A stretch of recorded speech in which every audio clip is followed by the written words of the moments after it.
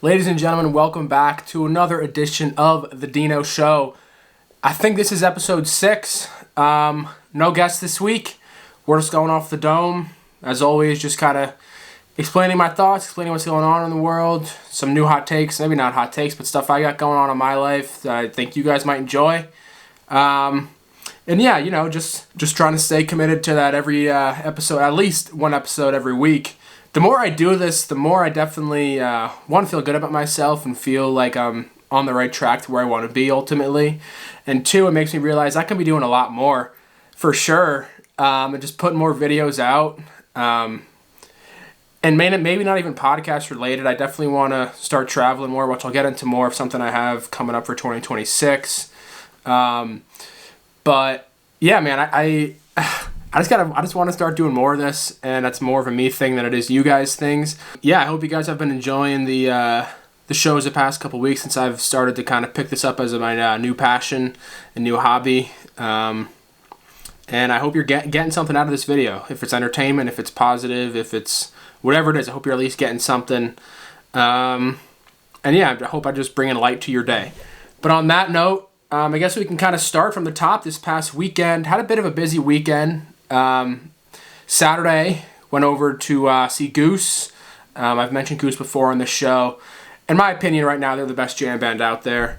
I don't think there's anyone else doing it as well as they are. I think that was my 6th or 7th time seeing them. Nope, 6 or 7, not See, that's the dumbest thing to ever exist. Like, I'm not even going to give it whatever. Whatever. Yeah, I've seen them a handful of times. I saw them a couple times out in Colorado at Red Rocks and Fiddlers, and then I saw them this past summer a couple times. But yeah, Goosemas, that was my first Goosemas, and it's kind of different from every Goose show they've done in the past. The general theme is obviously Christmas theme, that's why they call it Goosemas. And they had this like hint of little Mardi Gras in it, where I'll roll some of the clips, but they had these like dragons and like creatures walking across stage. They had, I think, people from the Providence Choir helping out with singing a couple songs. They had balloons and confetti coming down from the ceiling right before the encore started. They had like an entertainer. It was wild. It was really fun, entertainment wise, and then too, obviously the live music was just phenomenal. Their band and their music is just euphoric. Like, nothing beats Rick ripping on the guitar. Like, it's just simple. It just really is. You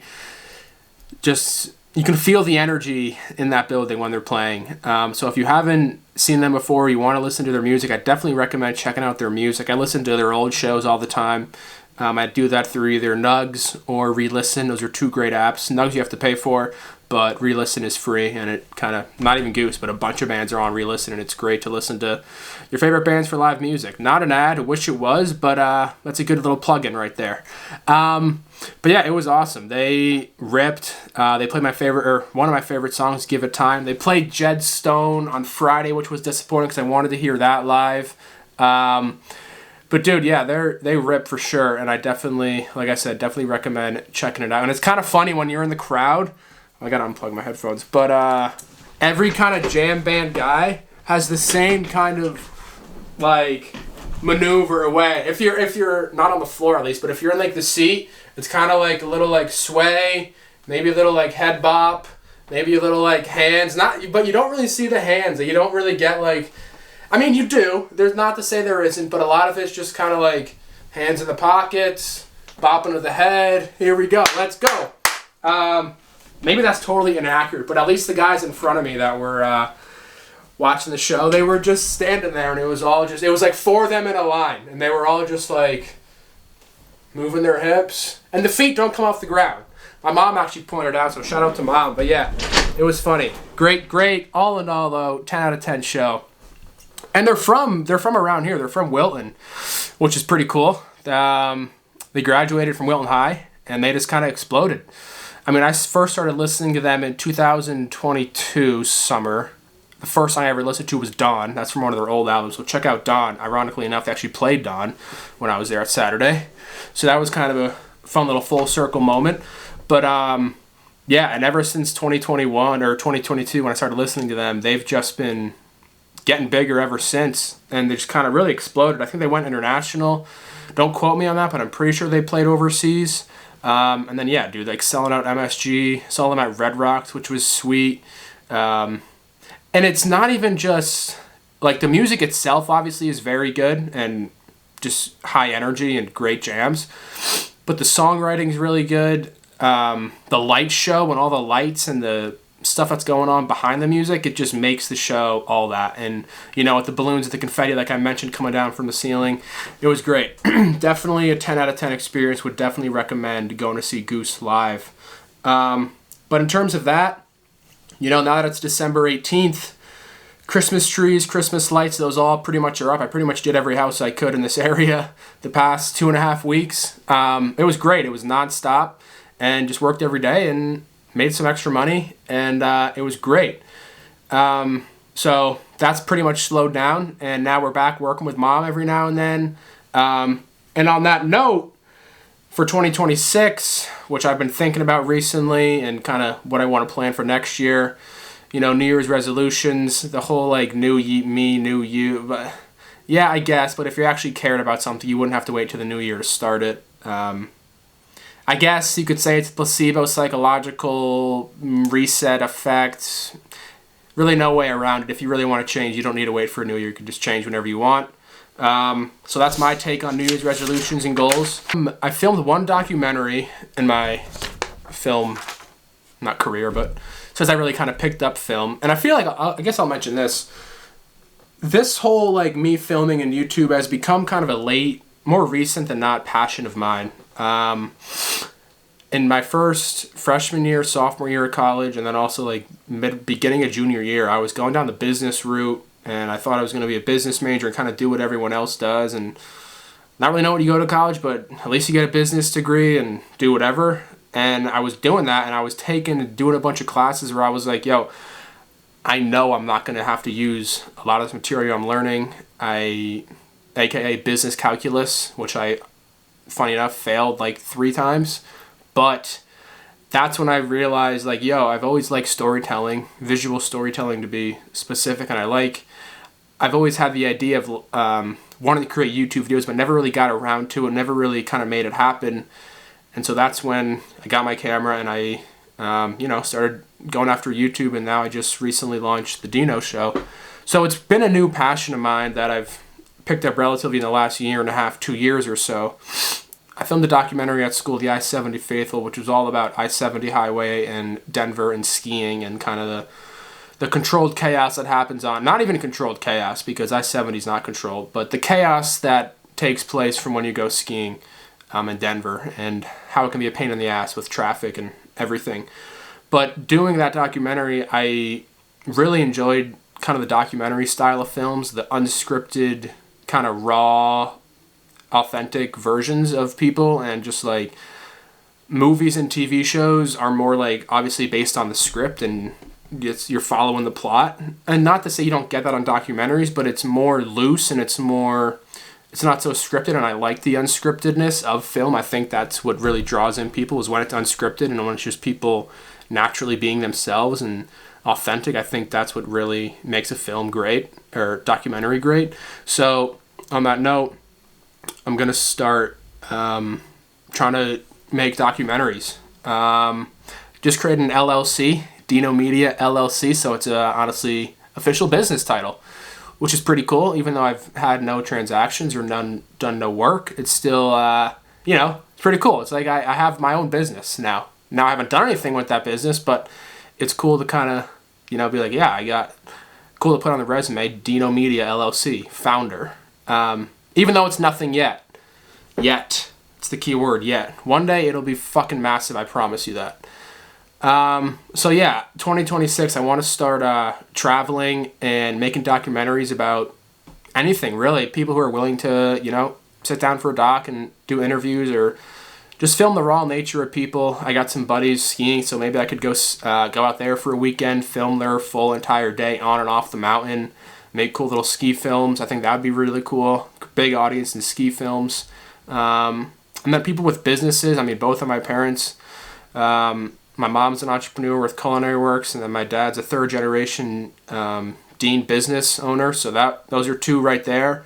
But yeah, it's something I want to, start exploring and really start making a name for yourself. I can't seem to get a job, and I've kind of taken that as maybe me working and getting a job and working under companies not meant to be.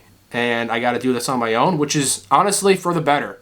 But then I kind of realized that, like, nobody's coming to save you in this life. And your success and your failures are totally dependent on you.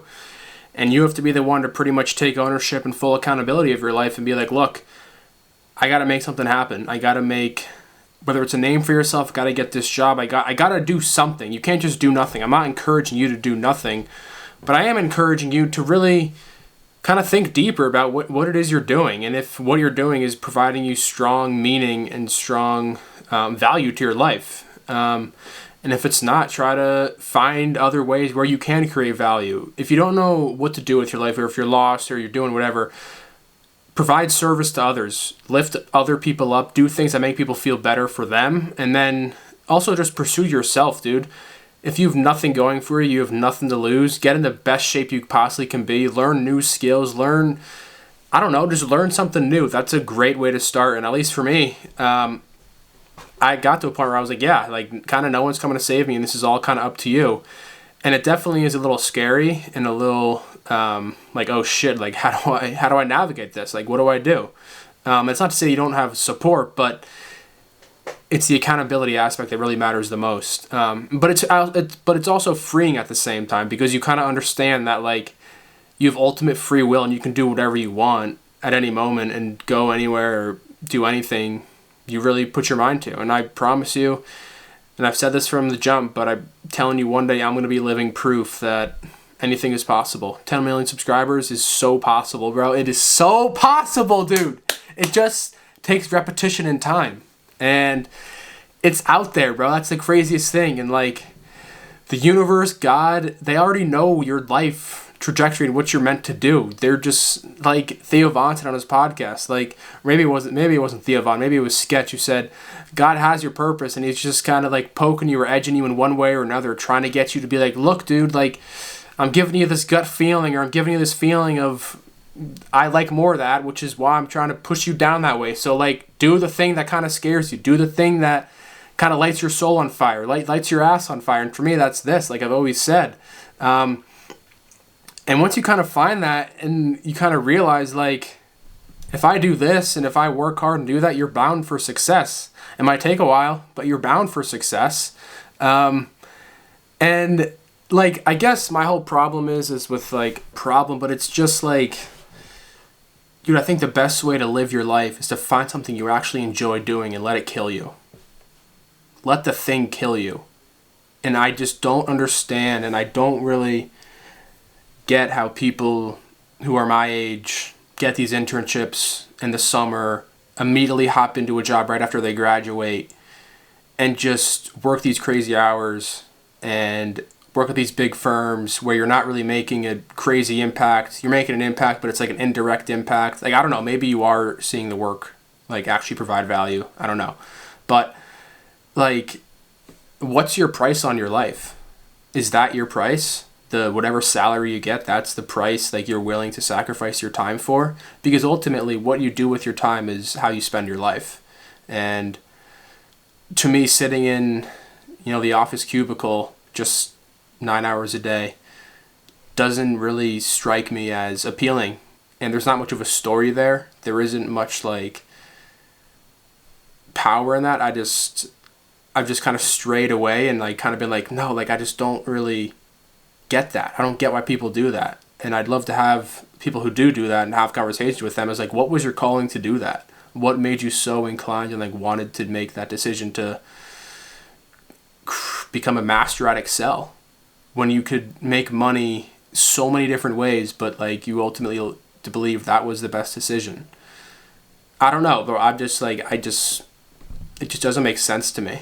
I don't understand that, and that's why I'm kind of talking to you guys about this and trying to get an answer. Like, is it the security that, like, you have the job, you don't have to worry about people asking you what's your due, or, like, the embarrassment of, no, I don't have a job, I'm trying to pursue something on my own? Like, is it that? I don't know. I'm genuinely just curious, like, where this all kind of comes from.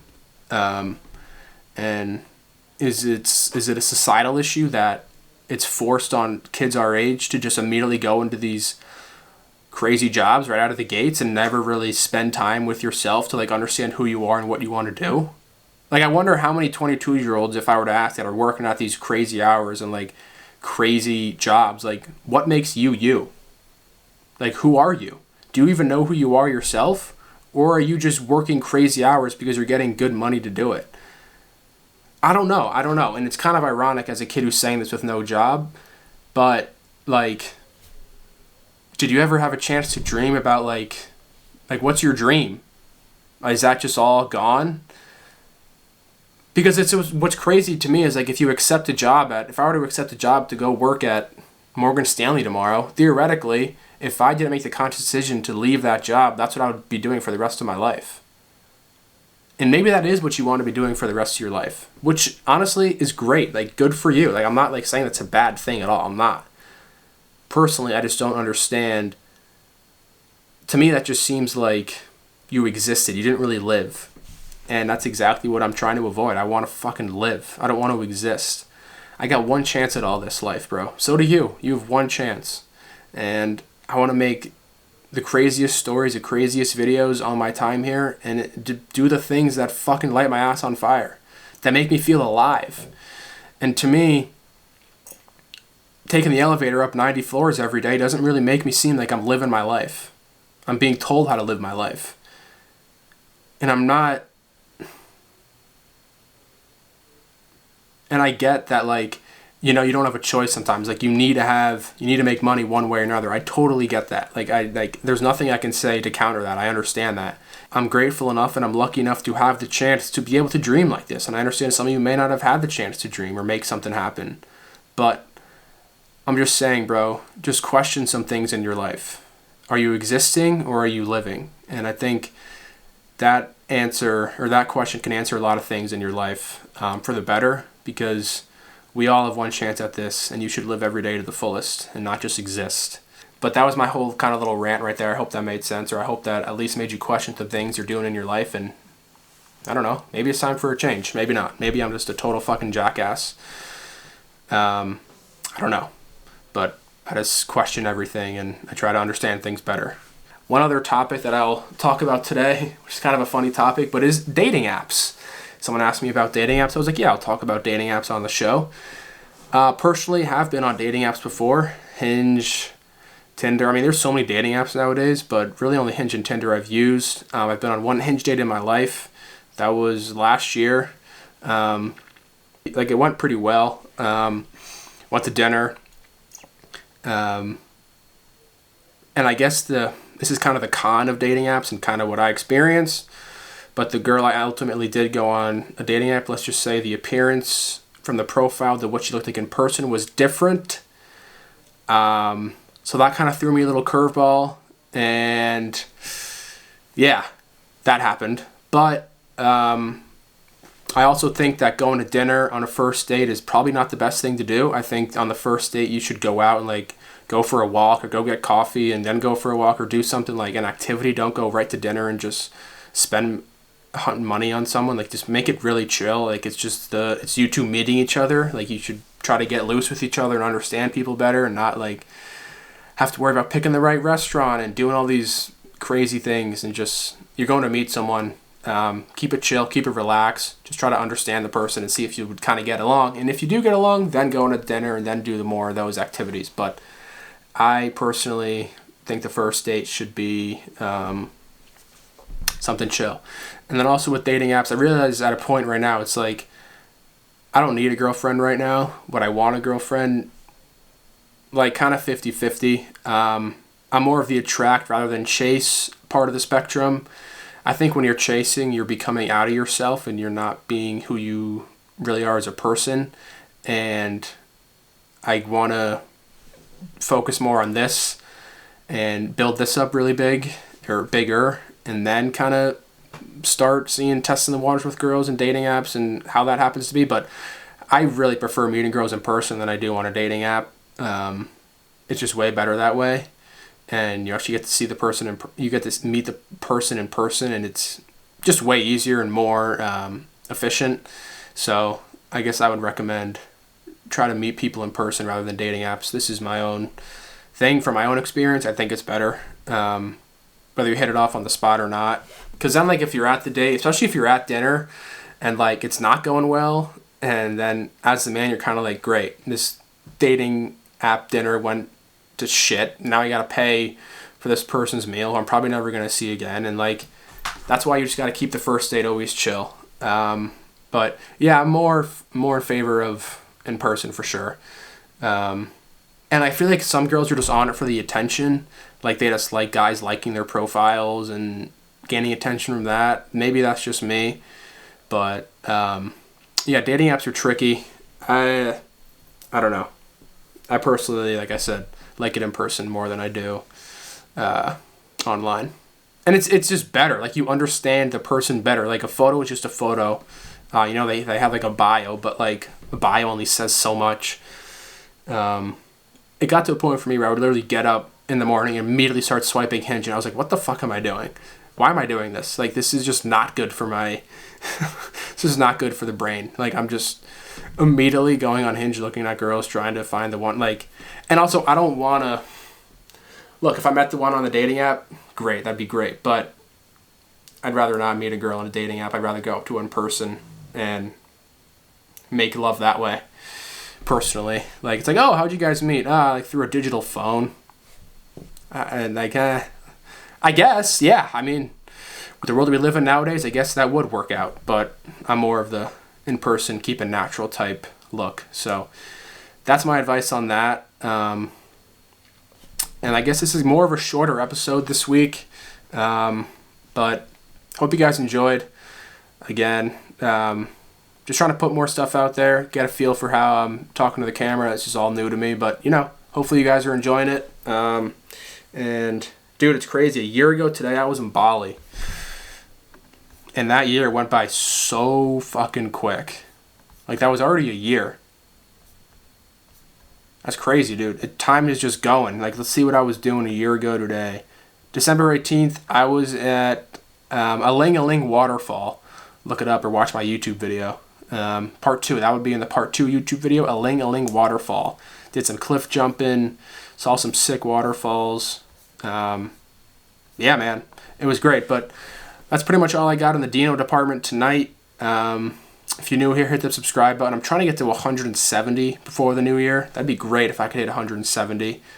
So like this video, comment on the video, and yeah, I'll see you guys all in the next episode. Have a good night and happy holidays. Peace.